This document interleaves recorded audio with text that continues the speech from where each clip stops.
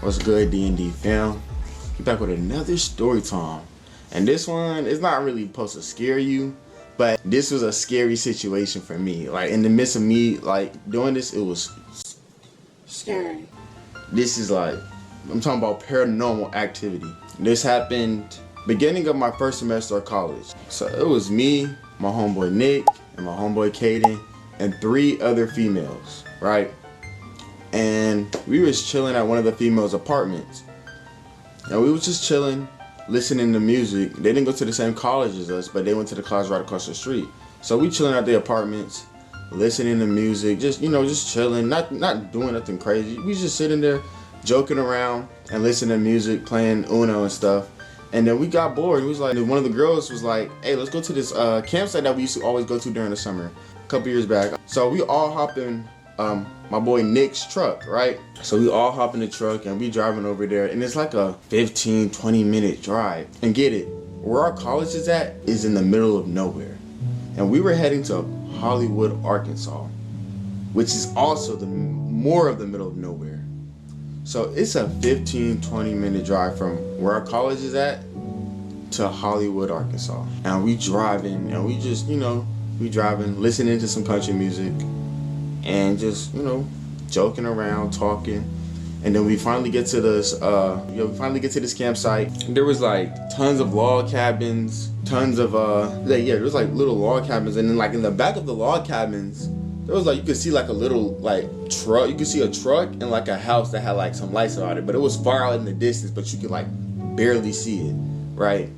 So we're just walking through the campsites, exploring, just looking around, exploring. We went to a few of the log cabins, but then somebody had the bright idea to let's play hide and seek. I was like, I don't know if we should do this. I think I'm finna go back to the car. And I was just thinking, if I went back to the car, I'll probably get more scared because I'll just be alone in the car.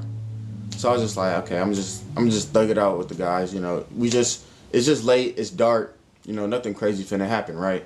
So I was like, okay, we can just play hide and go seek. I'm not tripping, right? Kinda, a little bit. I am tripping a little bit, but we're gonna play hide and seek, right?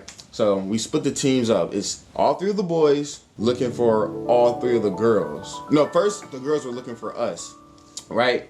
The 3 of the girls were looking for us. So we find some hiding spots, and they find us almost immediately, bro. It took them like 5 minutes to find us.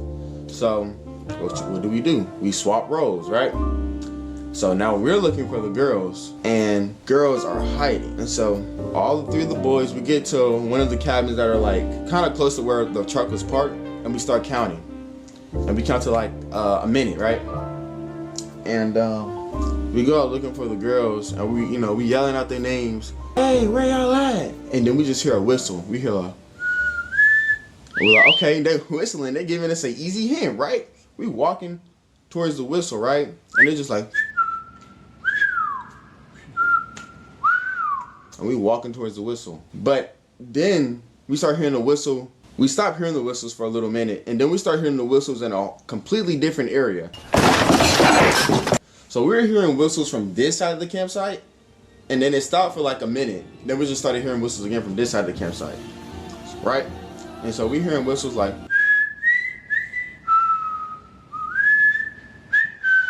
and we're like, dang, y'all really, like, bro, like, y'all whistle game on 10. Like, your whistle game on 10, I feel like I'm actually listening to what y'all whistling, right? What? And so we continue walking over there, and we get over there, and we don't even smell perfume. I don't smell the perfume. I don't even hear the girls laughing or breathing or nothing. I don't hear that. So like, I'm like, okay, that's kind of weird. But I continue to tread, right? We get to one of the log cabins, right? And we get behind it. It's like we're on the back half of the log cabin. And we just hear a bunch of scuffling. We like, it's just like, I'm like, oh, bet, we done found the girls. Like, okay, so I'm like, bet, we done found the girls, right? So I make my way towards the front of the log cabin, right? Me and my boy Caden, we together. We right beside each other. Nick is like a couple feet away from us, looking in the other log cabins. And me and my boy Caden, so we both hear the scuffling. We make our way towards the front of the log cabin, right? And we get to the front door of the log cabin, and it's locked from the outside. And we like, there was a back door, but it was like boarded up. Like there was a wood plank in front of it from the outside in the back. You know what I'm saying? So we unlock the door, and my boy Caden opens it, and we look in there, and there's nothing in there. And I looked in there, and I didn't see nothing in there but a dirty bed. Like, it looked like somebody dookie, threw up, and peed on that bed in the same night. Like, that bed was disgusting. And, And, we closed the door, and we like, okay, that's weird, because we just heard shuffling in there. So we like, okay.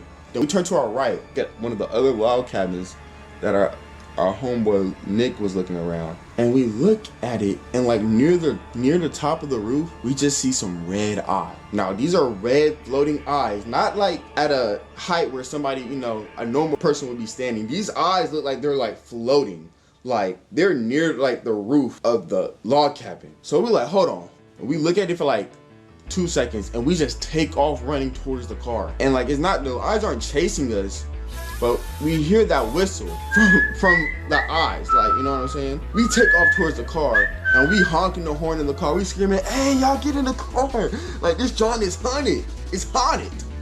And all the girls run towards the car, and we asking the girls, was that y'all whistling? Was that y'all whistling? And they was like, no, we wasn't whistling at all. We was like on the whole other side of the camp from where I was at. Like, hey, are y'all sure y'all didn't whistle at all? Like, did y'all hear any whistling? And they were like, yeah, we heard whistling, but we thought it was y'all. And we was like, no, we thought it was y'all. That's why we was walking towards the whistling. And it was like, yeah, I heard y'all, like, we heard y'all walking towards us, but then y'all started walking completely away from us. The whistling was coming from the whole other side of the camp from where they were. The girls were like over here, and the whistling was coming from over there, because that's where we were at. We were in this area when we saw the thing, and we ran off. And the girls were like, we was wondering why y'all was over there, because y'all was walking towards us, then y'all just completely started walking away.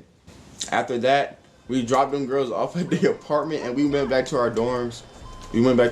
So scared, bro. I didn't even go back to my dorm. I crashed in my homeboy, I crashed in Caden's dorm, bro. I just said something about it on Yik Yak, which is like an app for like college students. And somebody said the person, but the spirit we saw was called the Red Eye Whistler, because it would make sense because the thing had red eyes and was whistling to us. I don't really know no backstory of it really, but if y'all know anything about like the Red Eye Whistler, I guess, please feel free to leave something in the comments, And yeah, make sure y'all like, comment, and